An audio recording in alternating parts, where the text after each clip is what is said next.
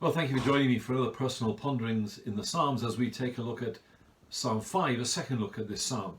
In the first look at it, I pointed out two things related to David's prayers, his consistency in his prayers and his confidence in his prayers. And the thing I wanted to look at on this study is also prayer related. It's David's prayer for guidance. It comes in verse 8.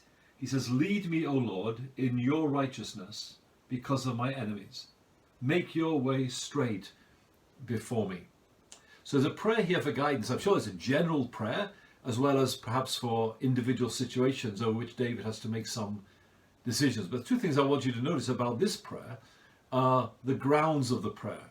So first of all, he prays that he might be led in God's righteousness.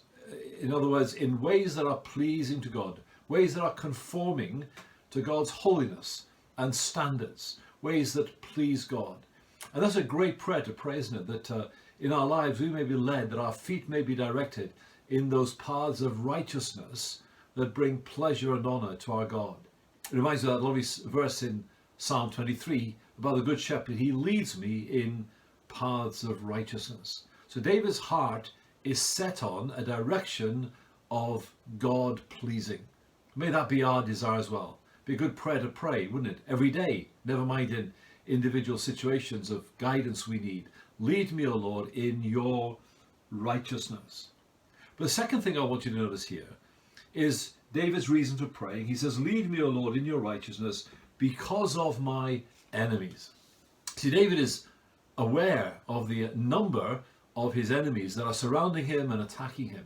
We've seen that already in these early Psalms of the book, and we'll see it in the next few Psalms as well.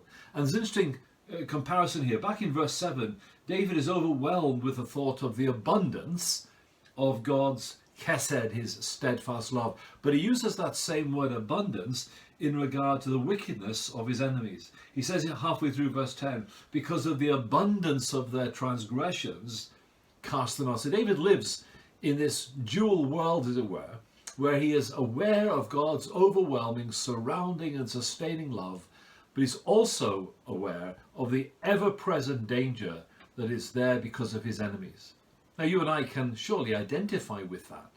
We live in a world which is constantly militating against us to trip us up. Satan is vicious and strong in his attacks against us.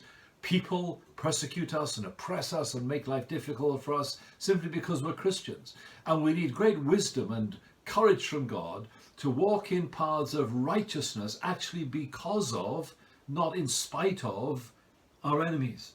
We need wisdom as to how we react to opposition and attacks on us.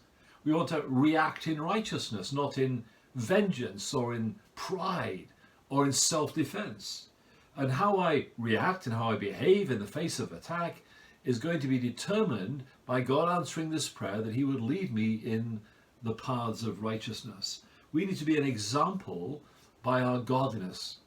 Very often, the persecutors of God's people, the enemies of God's people, have been silenced and dumbfounded by the righteous response of those they have been oppressing. And that has made a great impact on them because of the strength of their faith and their desire to not do anything that would displease God. So it's a wonderful prayer, and a prayer I think we should make our own. "Lead me, O Lord, in your righteousness because of my enemies. Make your way straight before me." Your way, not my way.